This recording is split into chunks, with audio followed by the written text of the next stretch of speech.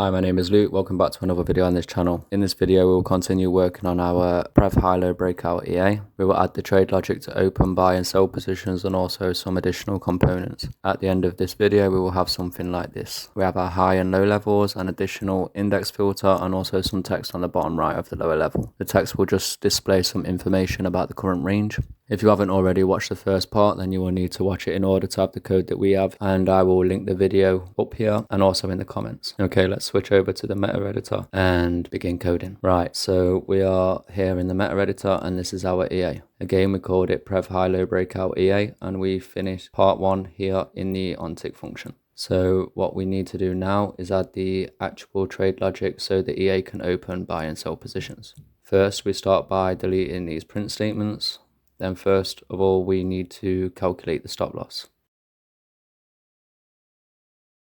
Let's add a comment, calculate stop loss and take profit. We then need a variable called SL for the stop loss. Then we need to check if our stop loss input is 0. If this is true, then we want to set our SL variable here to 0, which means that we don't have a stop loss. We then want to set this stop loss variable to the current tick.bid minus the stop loss multiplied by the point value. We now do the same for the take profit. Obviously, we change the SL variable to TP, then our input take profit. And if the TP is 0, then we set this TP variable to 0. Then else current tick.bid. This time we want to add our input take profit value multiplied by the point value. Now we need to normalize the price. We already have a function called normalize price, so we can just use this function to normalize the stop loss and the take profit. To do this, we can just write an if statement, normalize price. The stop loss is our parameter, and if this function fails, we simply want to return. We can copy and paste this for the take profit. Just make sure to change SL to TP. Next, we can use our ctrade class to open the position. So now we write trade.position open. We give the current symbol, then order type buy. We use our input lots for the lot size. Then the price is the current tick.ask price for our buy position. And we enter our stop loss variable. And for the take profit, we enter our take profit variable. At the end, we add a comment, Prev High-Low Breakout EA. The comment is there in case we have multiple EAs running at the same time. We then know that the position came from our Prev High-Low Breakout EA. So now let's compile. Now we can copy and paste this for the sell position. This time we want to calculate our stop loss and take profit based on the ask price, and we also want to add our stop loss instead of subtracting it.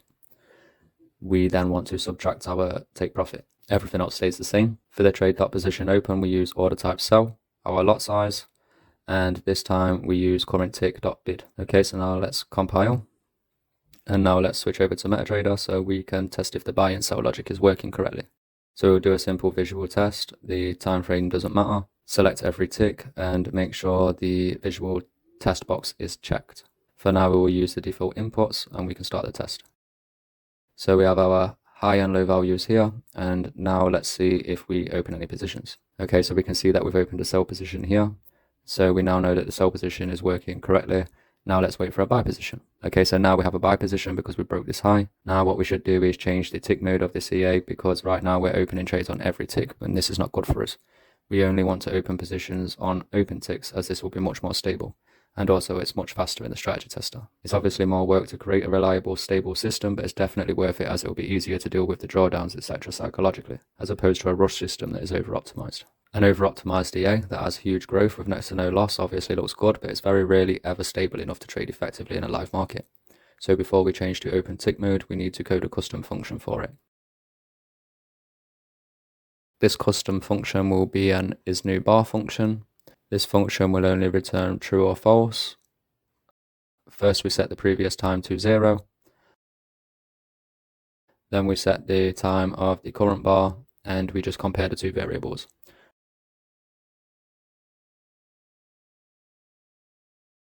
So if the previous time does not equal the current time, then the previous time equals the current time.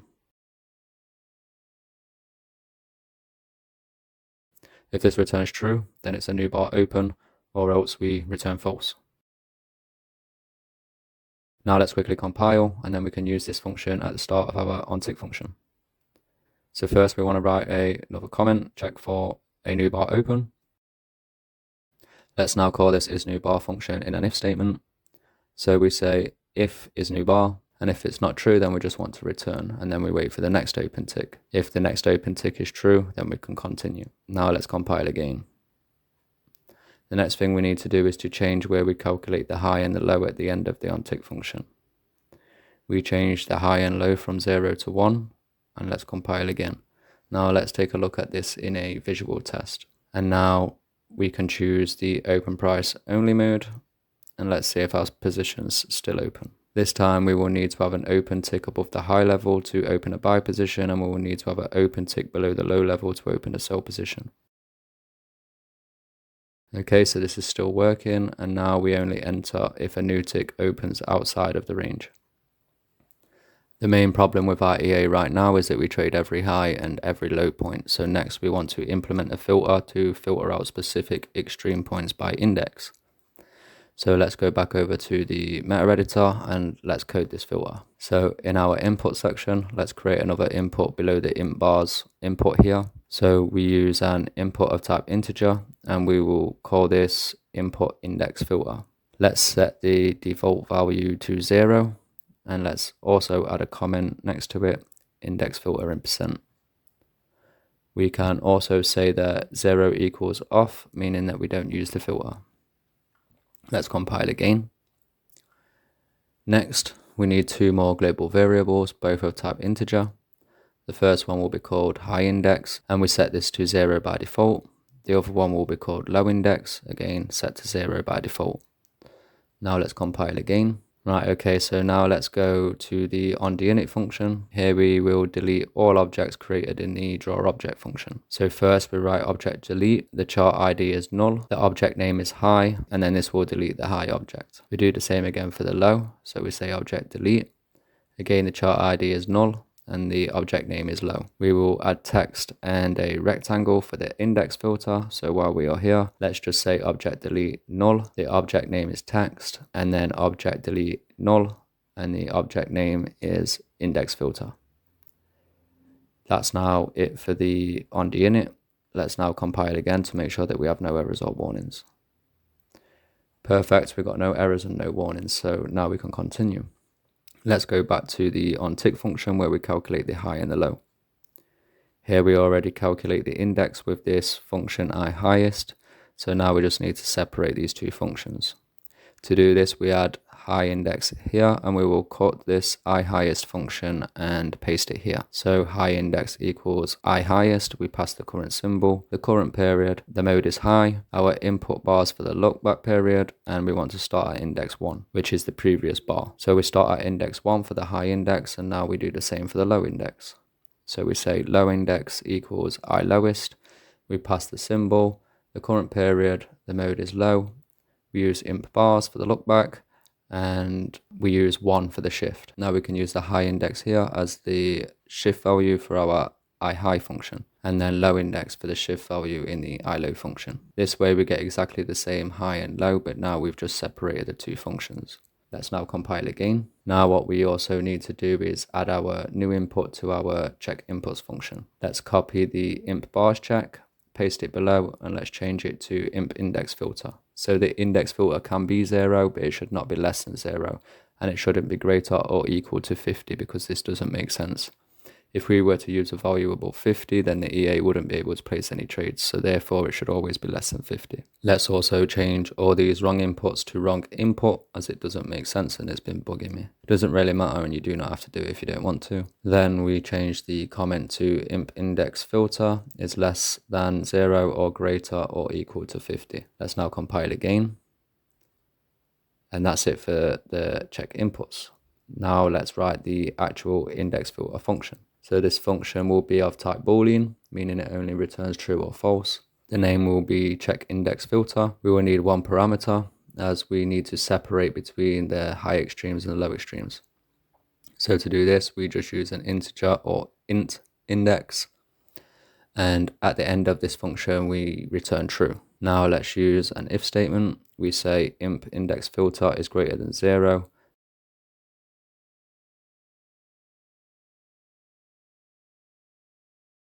Then we use the round function. We pass imp bars multiplied by imp index filter multiplied by 0.01.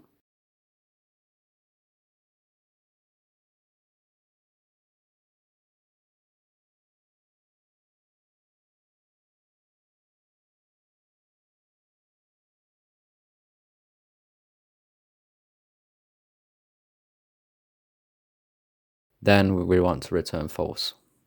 So that's it for this filter. We've said that if the index filter is too far to the right, then it's too small, and we'll return false. Or if the index is at the very end of our loopback period, then we also want to return false. We will check this in a visual test later, but now the next step is to add a rectangle to this filter. Before we can do that, let's just quickly compile. Let's now go to the draw object function. Here we can add a rectangle to our filter. First, we need to declare another variable at the top. We copy the time variable and we paste it below. Then we can change the time to time 1, and for the other, change it to time 2. Then after time 2, replace int bars with 1. So this will be our first time coordinate and this will be our second one. Now for the high, we can use time 1, and also instead of the time current, we can use time 2. Let's now do the same for the low. Change time to time 1 and time current to time 2. Now let's make the lines more visible by changing the width from 2 to 3. And now for the color, if our check index filter function here, and also we need to specify the index, so high index. If this is true, then we want the color lime green, else we want the line to be black. This way we can see whenever the filter is set as true or false directly on the chart. And now we can copy this part for the low object. We just need to change the high index to low index and the color lime green to color red. Now let's compile. Now we can add the rectangle. So we can just copy this low object and then paste it below. We change this comment to index filter, and we only want to draw this rectangle, of course, if our index function is active. So we say if imp index filter is greater than 0, we then replace every low with index filter. Let's now quickly walk through the code for this function. So first we delete the object and then we draw it again. We want to draw an object of type rectangle, so swap trend for rectangle. We will still use sub window 0, which means the main chart. We will need to calculate new times because the times are the same in the previous functions. So we declare two new datetime variables, time index filter 1, this would be equal to the left side, our int bars minus round, then int bars multiplied by the index filter multiplied by 0.01.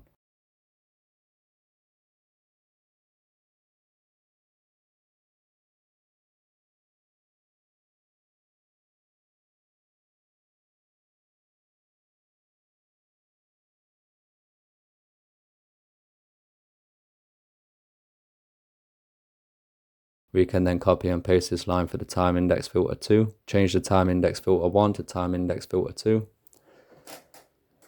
This time we don't subtract from bars because it's the same value, so we delete the int bars. Next, for the rectangle, we want to use these time variables, so we change time 1 to time index filter 1, and then we change time 2 to time index filter 2. We also change the low to high, and this will now draw the rectangle on the chart. We don't actually need the width, so instead we want to set the rectangle in the background so that the candles are more visible. We set this to true. Next, we also want to fill the rectangle. So we copy the background line and we paste it below. We change back to fill, and we also set this to true. Now for the color, we will use color mint cream. Let's compile. Okay, so this time we have two warnings. Right, so in the index filter function, after period current, we need to declare an integer. We can just cast this number into an integer, and then also here for the time index filter 2. Now let's compile again. The warnings have gone and we have no errors. Now we should be able to see the rectangle on the chart. Let's switch back to MetaTrader and let's see if it works. For this test, we want to use the index filter, and for now we will set it to 10. So 10 out of 100 would mean 10 bars to the left and right. Press start, and hopefully we can see a rectangle on the chart. The upper line is now green because our extreme point for the high value is inside of the range. And now the lower line is red because our extreme point for the low value is inside the range. We can definitely see that the draw object function is working correctly, but the EA still opens trades when the lines are black. This is just because we need to add the check filter function to the onTick function. So now let's switch back to the MetaTrader. So first, in the check for buys block, at the end of the first line after high, we add and check index filter, and we pass the high index variable inside. We then do the same with the check sell block. At the end of the first line after low, we add and check index filter, and we pass the low index variable inside. Now we shouldn't take any trades unless the upper line is green or the lower line is red. Let's compile. And now let's go back to the strategy tester and check this again. So now we can confirm this is working. When the lines are black, there are no trades. There was a sell position when the line's red. Now let's see if we get a buy position. Obviously we have no TP set and no trailing stop loss just yet, so don't be alarmed about the losses. It's supposed to be that way for now while we are in the testing period.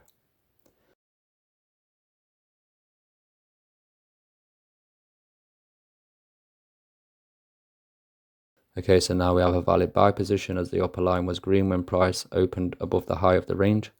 So we can confirm that this is working perfectly fine. Now let's switch back to the meta editor and we can add some text to the bottom of the range. Let's copy and paste the low function again and paste it below the index filter. Let's change the comment to text, and also the name of the object will be text. Copy the word text and replace each name in the function. We can change time 1 to time 2. And we delete the low and time 2. We keep the last low. We then also want to set the property anchor to anchor left upper. For the color, we just want to use color black. We then copy and paste this line below. We change to object set string. This is very important. We cannot use an integer for this.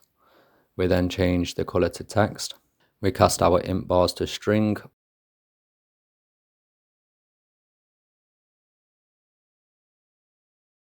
Plus our index filter name, plus double to string, round int bars multiplied by the index filter multiplied by 0.01, plus the high index name.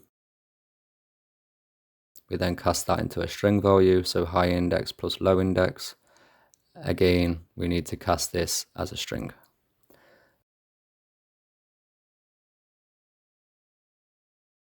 Okay, so now we've got these 4 values here, and maybe we can add more later, but for now, let's just compile and then go back to the strategy tester to see if this is still working.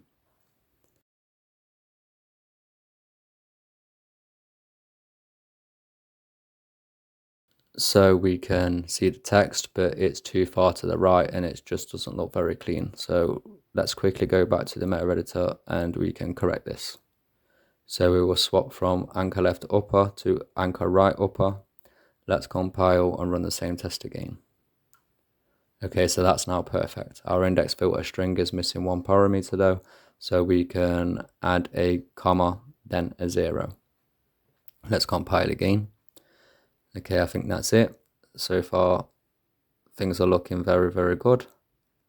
Now let's stop coding and do a proper backtest.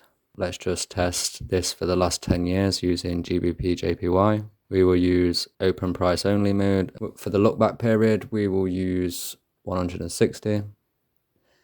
For the index filter, we will use 20%. We will use 250 points for the stop loss and 200 points for the TP. Let's press start.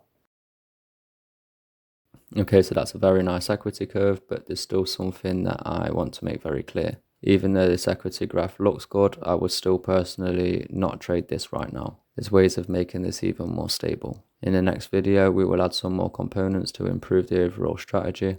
This will enable us to get an even nicer backtest over 10 to 15 years.